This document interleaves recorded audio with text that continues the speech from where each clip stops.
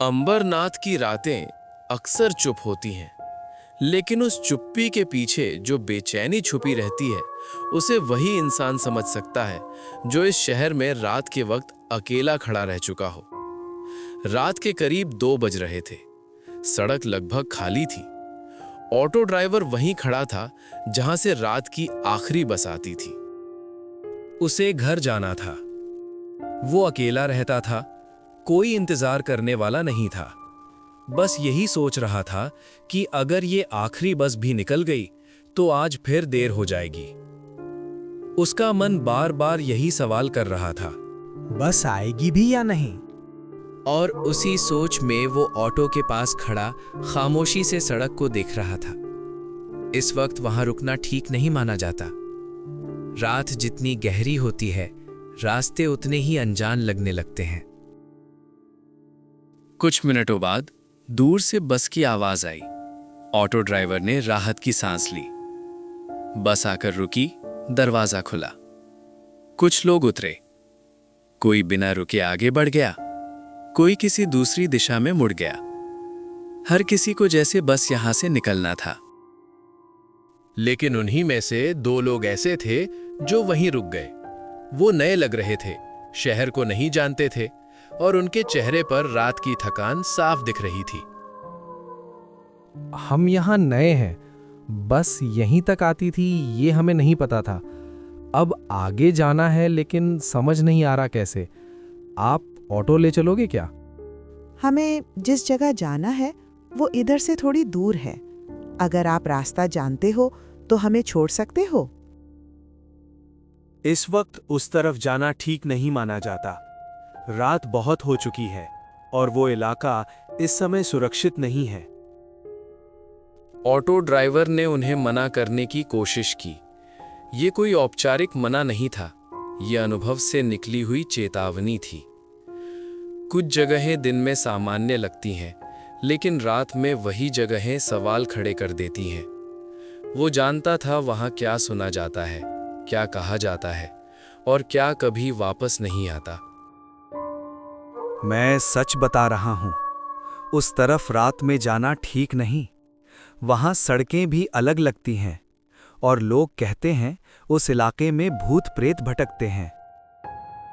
आप डराने के लिए बोल रहे हो या सच में? हमें वहां पहुंचना जरूरी है। अगर नहीं गए तो हमारे लिए दिक्कत हो जाएगी। हम मानते हैं कि रात है, लेकिन हर जगह ऐसी बातें कही जाती हैं। आप चलो, हम देख लेंगे। ऑटो ड्राइवर कुछ सेकंड चुप रहा।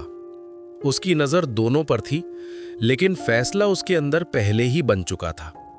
रात ज्यादा हो चुकी थी और कुछ रास्ते ऐसे होते हैं जहां जिद से ज्यादा अनुभव काम आता है। नहीं, मैं वहां नहीं जाऊंगा। आप दोनों चाहो तो यहीं से किसी और का इंतजार कर लो, लेकिन मेरी ऑटो इस रास्ते पर आगे नहीं जाएगी। ऑटो ड्राइवर ने और कुछ नहीं कहा। उसने ऑटो मोड़ा, इंजन की आवाज आई और कुछ ही पलों में वो अंधेरे में गायब हो गया। अब उस रास्ते पर सिर्फ 2 लोग बचे थे, कुणाल और मीरा। ऑटो चला गया, अब क्या करें? यहीं खड़े रहना मुझे ठीक नहीं लग रहा। हम साथ हैं। डर लग रहा है, लेकिन रुकने से अच्छा है आगे चले। थोड़ा पैदल चलेंगे, शायद आगे कुछ मिल जाए। दोनों एक दूसरे की तरफ देख रहे थे। डर साफ था, लेकिन उससे ज्यादा इस जगह पर खड़े रहने का डर था। आखिरकार उन्होंने पैदल चलने का फैसला किया। कदमों की आवाज अब बहुत साफ सुनाई दे रही थी, जैसे सड़क उनके चलने को ध्यान से सुन रही हो। चारों तरफ पेड़ थे, इतने पास पास कि आसमान भी पूरी तरह नहीं दिख रहा था। दोनों चल पड़े, लेकिन रास्ता काफी समय से इस्तेमाल में नहीं लग रहा था। कहीं कहीं सड़क पर पुराने टायरों के निशान थे, जैसे कोई गाड़ी आधे रास्ते से वापस मुड़ गई हो। ये निशान देखे? ऐसा लग रहा है जैसे कोई आया तो था, लेकिन पूरा रास्ता तय नहीं किया। शायद किसी को रास्ता सही नहीं लगा होगा। हम भी तो उसी हालत में हैं। चलते हुए मीरा का ध्यान सड़क के किनारे पड़े एक टूटे हुए बैग पर गया। कोई कपड़ा नहीं, कोई सामान नहीं, बस खाली बैग। ऐसा बैग जो खुद से नहीं गिरता। ये बैग यहाँ क्यों पड़ा होगा? इतनी सुनसान जगह पर कोई अपना सामान ऐसे छोड़कर नहीं जाता। रुको मत, जो चीज समझ नहीं आए उसके पास रुकना अक्सर ठीक नहीं होता। मीरा ने पीछे मुड़कर नहीं देखा, लेकिन उसे यह एहसास साफ था कि अगर वो देखेगी तो कुछ ऐसा दिखेगा जिसका जवाब उसके पास नहीं होगा। दोनों की चाल अब पहले से तेज थी।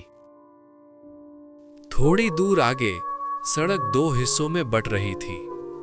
कोई बोर्ड नहीं, कोई निशान नहीं, बस दो अलग दिशाएं। बायां रास्ता थोड़ा साफ लग रहा है, दायां जैसे बहुत कम लोग गए हों। जो कम लोग इस्तेमाल करते हैं वो अक्सर किसी वजह से करते हैं। हवा बंद थी, पेड़ों में कोई हलचल नहीं थी। फिर भी उसे ऐसा लग रहा था जैसे किसी ने उन्हें रोकने का प्रयास किया हो।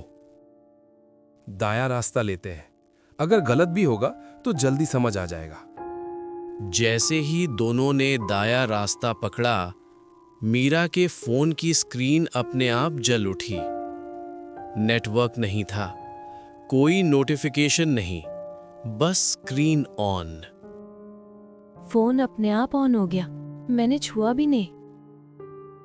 बंद कर दो, बैटरी बचाओ और फोन मत निकालो। फोन बंद हो गया, लेकिन मीरा की हथेली अब भी कांप रही थी। कुणाल ने नोटिस किया लेकिन कुछ कहा नहीं। कुछ हालात में सवाल पूछना डर को बढ़ा देता है।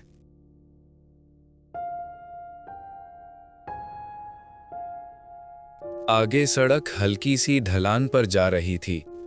नीचे की तरफ कुछ दिखाई नहीं दे रहा था। बस इतना पता था कि अगर वो नीचे गए तो वापस ऊपर आना आसान नहीं होगा। अगर आगे कुछ गलत हुआ तो हम वापस नहीं आ पाएंगे। मुझे ये रास्ता बिल्कुल ठीक नहीं लग रहा। मुझे भी नहीं, लेकिन अभी रुकना उससे भी गलत होगा। दोनों नीचे की तरफ उतरने लगे। अब उनके कदमों में झिझक नहीं थी, बल्कि मजबूरी थी। और यही वो पल था जब डर सिर्फ माहौल में नहीं, उनके फैसलों में दिखने लगा। ढलान खत्म होने के बाद रास्ता थोड़ा समतल हुआ। अब सड़क के दोनों तरफ पेड़ और ज्यादा घने थे।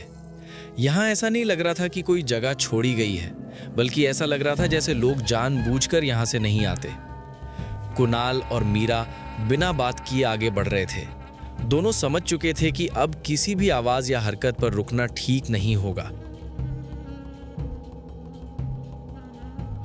रास्ता थोड़ा सा मुड़ता था। मोड़ के बाद एक बड़ा पुराना पेड़ खड़ा था। वो पेड़ अलग दिख रहा था। उसकी वजह ऊंचाई या फैलाव नहीं था, बल्कि उसकी शाखाओं का अजीब तरीके से नीचे झुका होना था। कुणाल ने चलते चलते अपनी चाल धीमी कर दी। धीरे चलो। क्यों, क्या हुआ? पेड़ के पास पहुंचते ही मीरा की नजर ऊपर चली गई और वहीं उसे वो दिख गया। एक शरीर पेड़ की मोटी शाखा के सहारे लटका हुआ। पैर जमीन से ऊपर थे, सिर एक तरफ झुका हुआ। चेहरे पर कोई हरकत नहीं, लेकिन शरीर ऐसा भी नहीं कि उसे पुराना कहा जाए। कुणाल, वो आदमी लटका हुआ है। ऊपर मत देखो, बस चलती रहो। मीरा ने नजर हटाने की कोशिश की, लेकिन दिमाग उस तस्वीर को छोड़ नहीं पा रहा था। वो कोई आम लाश नहीं लग रही थी। रस्सी पुरानी थी, लेकिन शरीर पर समय का असर नहीं था। और सबसे अजीब बात, शरीर हिल नहीं रहा था। जैसे ही दोनों पेड़ के बराबर से गुजरे, मीरा को लगा कि शरीर का सिर धीरे धीरे सीधा हो रहा है। कुणाल, उसने अपना सिर हिलाया। मत बोलो, पीछे मत देखो, एक कदम भी मत रुको। कुणाल खुद भी जानता था कि उसने भी वही देखा है। रस्सी पर लटका शरीर अब पहले जैसा नहीं था। उसकी गर्दन सीधी हो चुकी थी। और तभी एक साफ आवाज आई, रस्सी के हल्के से खिंचने की। वो उतर रहा है कुणाल, वो उतर रहा है। अब दोनों दौड़ रहे थे। पीछे देखने की जरूरत नहीं थी। उन्हें पता था कि जो पहले पेड़ पर लटका था अब जमीन पर होगा। दौड़ते हुए मीरा का पैर फिसला, वो गिर पड़ी। मैं उठ नहीं पा रही, कृपया, वो पास आ रहा है। उठो मीरा, अभी हम यहीं नहीं रुक सकते। कुणाल ने उसे खींचकर खड़ा किया। पीछे से अब कोई कदमों की आवाज नहीं थी। बस एक चीज थी जो और ज्यादा डराने वाली थी, खामोशी। और उसी खामोशी में मीरा को महसूस हुआ कि किसी ने उसकी पीठ के बहुत पास सांस ली है। वो मेरे पीछे है। कुणाल ने पलट कर देखा और उसने उसे पहली बार पूरा देखा। रस्सी अब भी गले में थी, पैर जमीन पर थे और आंखें खुली हुई थीं। लेकिन वो चल नहीं रहा था। वो बस खड़ा था, जैसे इंतजार कर रहा हो। मीरा, भागो, अभी भागो। दोनों बिना पीछे देखे भागने लगे। जंगल का रास्ता खत्म होने लगा। पेड़ कम होते गए और जमीन बदलने लगी। अब रास्ता पत्थरों वाला था। आसपास खुली जगह थी, साफ सड़क दिख रही थी। कुणाल, देखो, जंगल खत्म हो गया। यहाँ सुरक्षित लग रहा है, मगर और कितना चलना पड़ेगा?